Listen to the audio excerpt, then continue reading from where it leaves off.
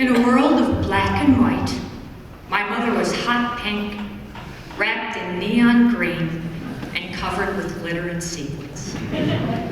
Ave Maria Cecilia Hayes Green.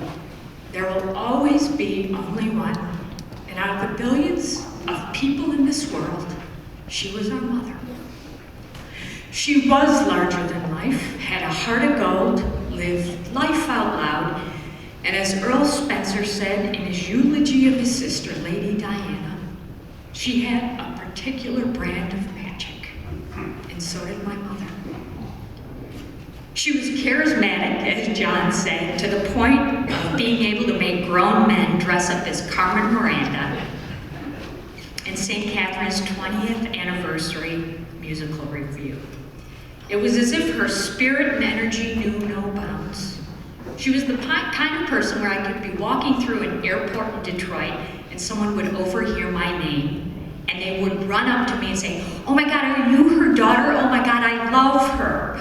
We went to St. Sabina's together and we always had so many laughs and she was so proud of you. No matter how far away I was, she seemed to be right there with me. My mother was a passionate woman who loved deeply many things, but the greatest among them were her faith, her family, her vast army of friends, the school she attended, Notre Dame, dentistry, Notre Dame, fashion, and musicals. And on some days, I really couldn't tell which came first. I think I was the only 10-year-old in Oak Lawn who knew the scores to every musical ever written because she had starred in them. The greatest piece of advice my mother ever gave me was when I was 14 years old and I was heading off to school at Mother Macaulay. The day before school started, we were picking out my outfit, and she suddenly stopped.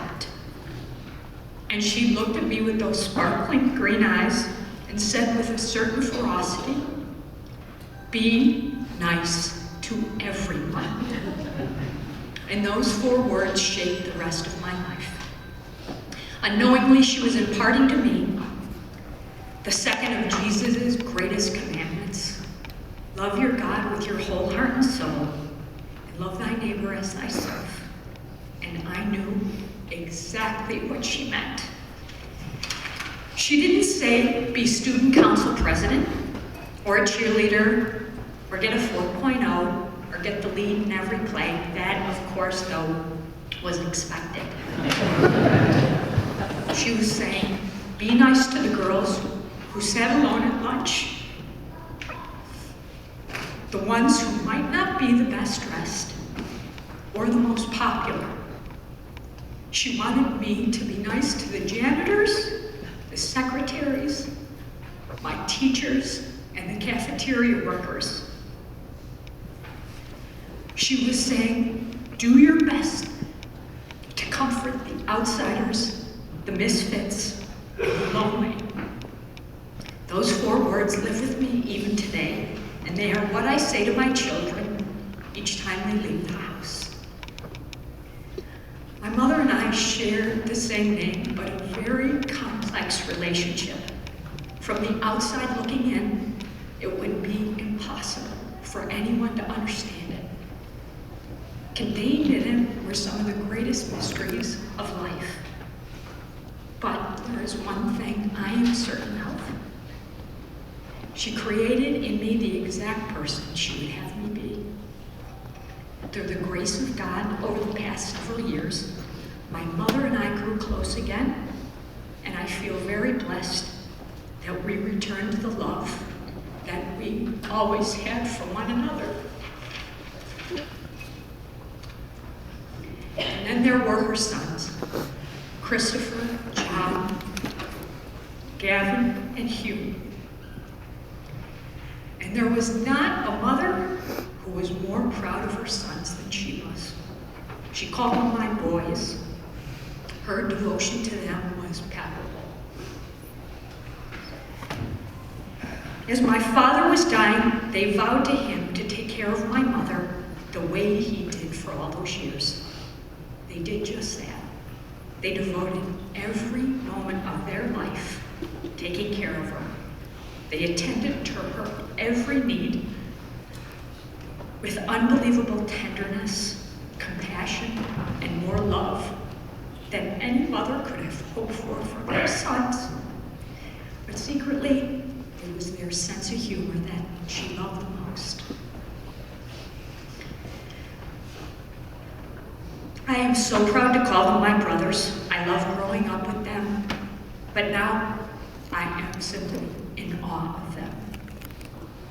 You know, sometimes I wonder, and I wonder, and I wonder, how in the world did my brothers find the women they married?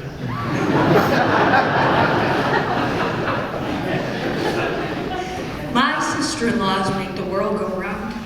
Their kindness and beauty were evident by the way they cared for my mother in the last few months of her life. And I love them so very much. I am the luckiest person in the world to call Mary Beth, Mary, Katie, and Victoria my sister-in-laws.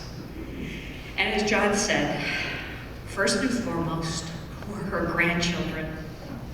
To my mother, each one of them was brilliant and gorgeous and perfect. If you asked her who was her favorite, she would say, without a doubt, every time, all of them. And she meant it. In my parents' home, there were a few pictures of my brothers and I scattered about, and there were about 250 of her grandchildren. Well, we lost our parents too soon and too close together. And in the end, it was just too difficult for them to be apart. My mother didn't die from complications of her stroke.